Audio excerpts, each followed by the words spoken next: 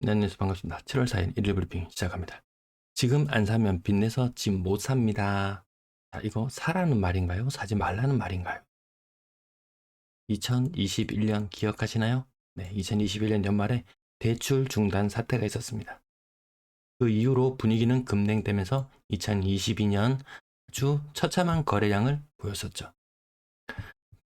부산의 하락률 마이너스 0.07, 지난주와 동률이고요. 세종시가 낙폭을 조금 키워가고 요 라인이 살아나지 못해요. 요 라인이 살아나지 못해요.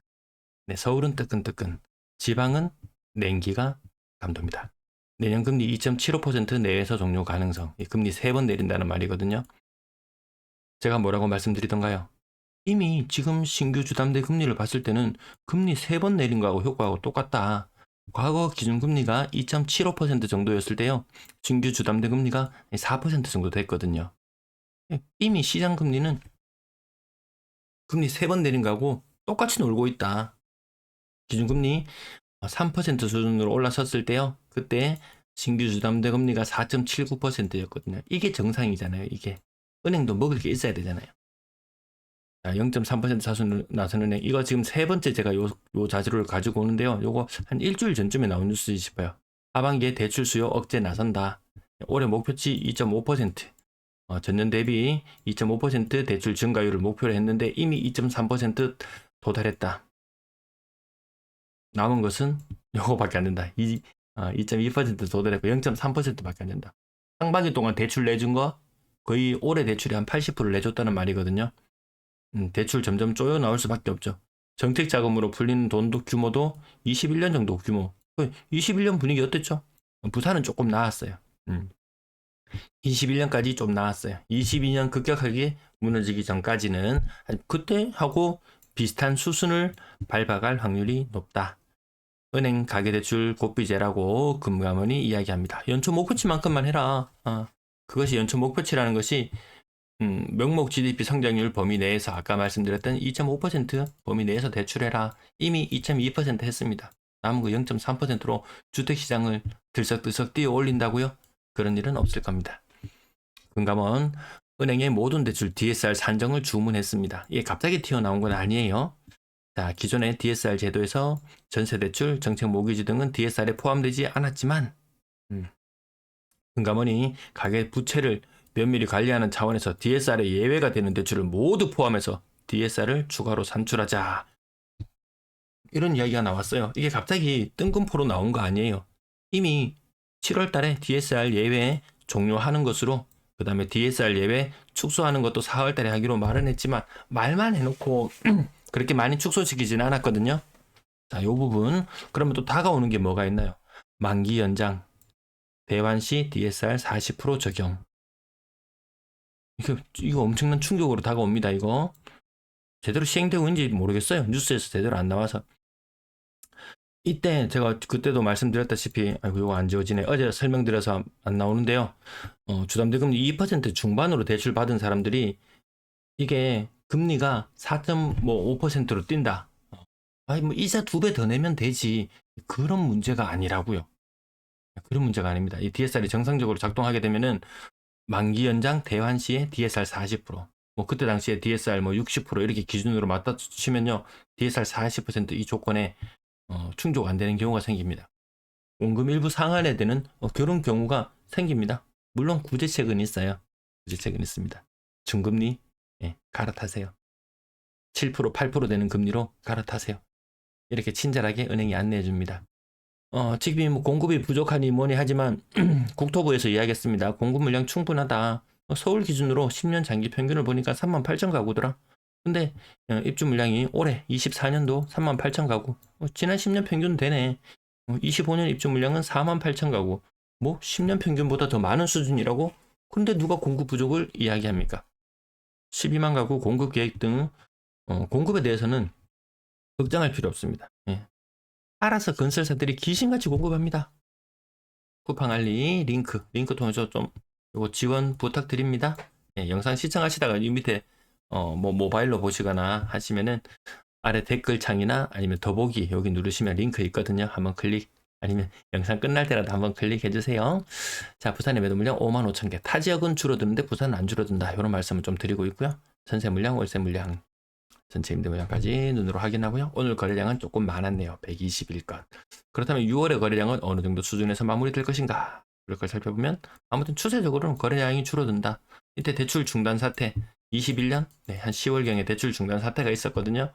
24년 또 10월경 되면은 아까 목표치 2.5% 이미 지금 2.2% 대출이 나갔다. 0.3%의 여력이 있다. 자, 요거 두세 달이면 금방 다 소진돼 버리거든요. 은행이 대출을 옥죄입니다.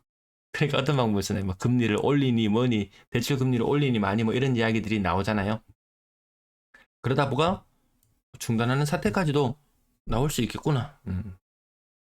여기 아까 뭐그 금융당국에서 이야기했던 부분 그것이 정상적으로 작동을 한다면 대출이 중단되는 것이 합당한 수순이겠죠.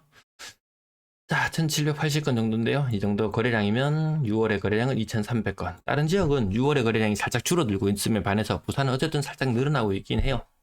7월의 거래량도 늘어나는지 요건 한 2, 3주 정도 지나면은 요맘때쯤 되면은 대충 윤곽이 드러납니다. 한 4주차 정도 접어들면 윤곽이 드러나요.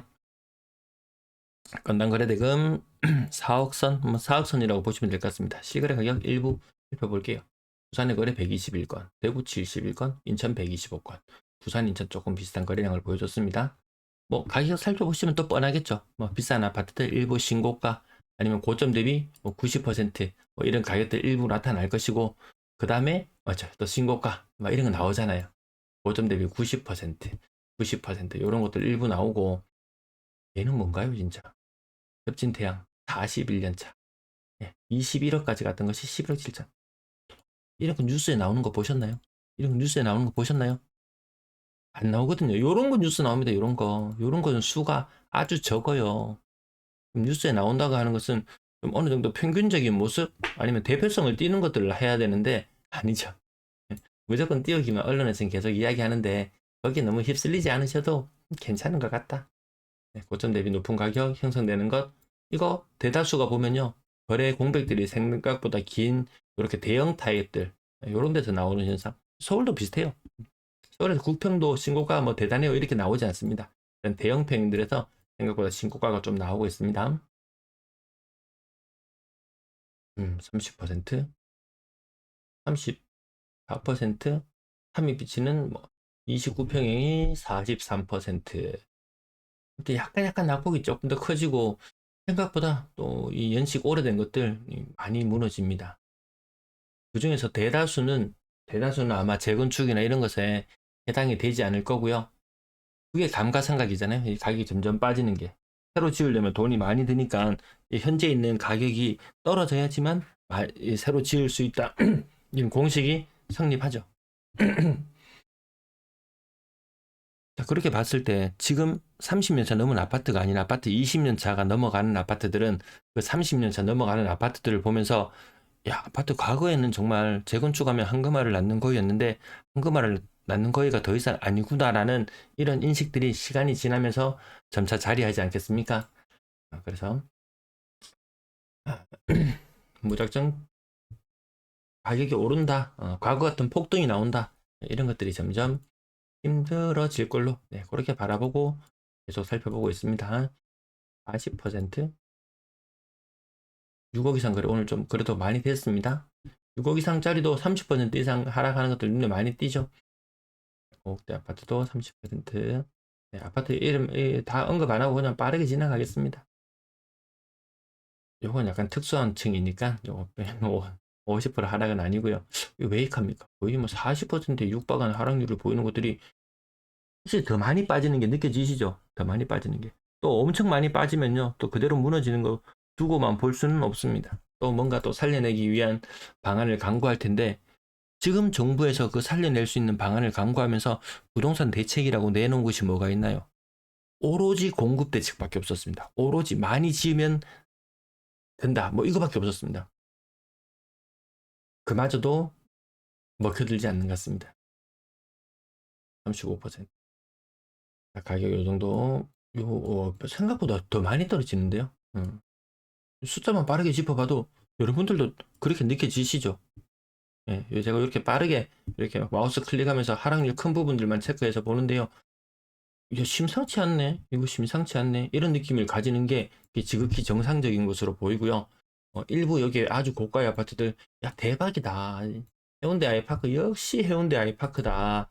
이것만 바라보고 있는 사람이라면 서로 이야기할 부분이 없을 것 같습니다. 나란히 평행선을 달리는 그런 이야기밖에 할 게 없는 것 같네요. 자, 뒷부분 많이 특별한 부분까지는 보이지 않는다. 전세도 이제 거래가 조금 다시 살아나야 되는 그런 시기로 접어들 거예요. 이제 가을 학구 뭐 이런 거이기 때문에. 근데 학년기 학생 수가 이제 급격하게 줄어드는 시기거든요. 전세 거래나 이주나 이런 것들도 좀 상대적으로 많이 줄어들지 않을까. 과거에 뭐 전세 2년 살고 이사 가고 4년 살고 이사 가고. 근데 임대차 3법 도입되기 전에도 보통 기본적으로 한 4년씩은 살았던 것 같아요. 평균적으로 전세 사는 모습을 보면은. 근데 이제는 전세를 더 장기적으로 살 이유가 생겼죠.